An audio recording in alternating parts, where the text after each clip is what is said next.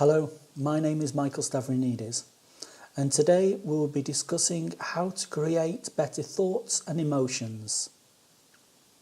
Now, our thoughts create our emotions, and from these emotions we feel it in the body. So whatever our thoughts are focused on, we will feel it in the body. So if we are focusing on negative things, these will create negative thoughts, and then we will feel negative emotions, and then we'll feel stress in the body. So if we can create positive thoughts, positive thought patterns, which will create positive emotions, and then we will feel less stress and happier and at peace. The body will be well and healthy. Now, many people who come to me have lots of difficulties with this. They have negative thought patterns continuously. What I'm going to share with you today is a few techniques which are going to help you to create better thoughts, more positive thoughts, which then will create positive emotions, and then you will feel less stress and more at peace in the body and the mind and the spirit. So, how do we do this?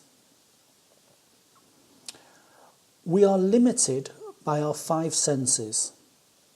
These senses are sight, smell, touch, taste, and hearing.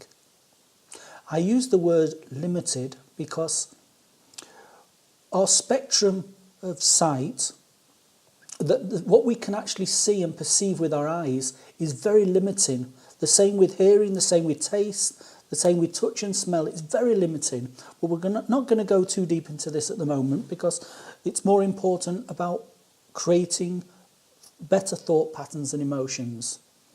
So, how can we use our 5 senses to the best advantage for ourselves in creating better thoughts and emotions? What we can do is we can surround ourselves with things that are meaningful to us, things that we love and give us that warmth and lovely feeling in our body, in our thoughts. And what do I mean by this? Let me give you an example. We use the sense of sight. So surround yourselves and wear things which create a stimulation when you look at them, something that means something to you, something that you love. We're not talking about it costs a lot of money. We're talking about there is deeper meaning. It could have been passed down to you from a grandparent or a parent or someone you love. Have things around you in your house that stimulate a positive feeling.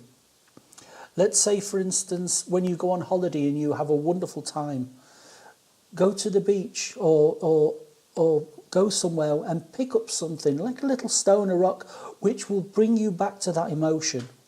So when you see this again in your house, they will stir those wonderful emotions up for you. They'll take you back to the place where you were when you collected it, where you were having a happy, peaceful time.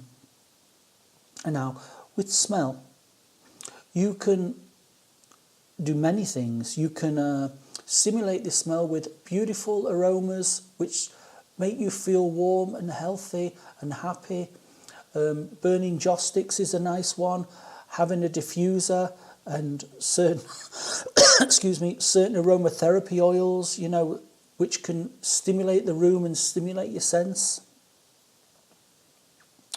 Now with touch, you can have things that you like, maybe a beautiful material or things like, it doesn't have to cost a lot. Always remember that. Just makes you feel comfortable and nice and warm. Some things which take us back to our childhood. The touch of a certain fabric reminds us of when we were being cared for by our grandparents or our parents. It just stimulates that thought in our mind. Now we go to taste. This is quite an interesting one, actually. And this goes back to mindfulness. A lot of the things we actually eat and drink and so on, if we actually are really mindful of these things, we may not even like them that much, but we just eat them. Try to be mindful about what you eat. Not just for a healthy perspective, which is very important, of course, but to stimulate yourself, stimulate the senses to create these positive emotions. Really think next time you're eating something, do I really like this? Is it something that tastes good? You know, what's it stimulating inside your mouth and your senses? Now, one which is hearing is very interesting. Play some stimulating music. You know, you don't have to have the sorry, excuse me again. You don't have to have the television on all the time. Sometimes play something that stimulates you. A song from the past. I used to make collections of inspiring music, ones which took me back through the decades, and each one made me smile and revisit these wonderful memories about the time when I first listened to it. Most couples, they have songs which they say, this is our song. So you're getting the idea. It takes your mind back to the time of that happy moment and it stimulates it. Now, one other thing about hearing and these other senses, we all experience them inside the mind. It's like with hearing. We don't hear like we think we hear. Sound waves create electronic impulses, and these electronic impulses create the brain to give us an example of what we're hearing. So this is what hearing is. It's an electronic impulse in the brain which creates the idea of what we're hearing. That's for another time. We'll go more in depth in this in another video. Excuse me again. Now, one thing which I'd like to share with you, which I find very fascinating, and we go back to the hearing. This is just food for thought, you know, just to help you think differently. You know, we're always trying to create a different way of looking at things, you know, because once we start learning how to look at things in a different way, it becomes much more easier. Many of us have heard the expression, if a tree fell in the woods and there was no one there to hear it, would it make a sound? Now, after what we've just talked about, we need the sound waves go into our ear, then they go through other processes, but then at the end it creates an electrical impulse, which then ignites the brain and gives us the sense of hearing.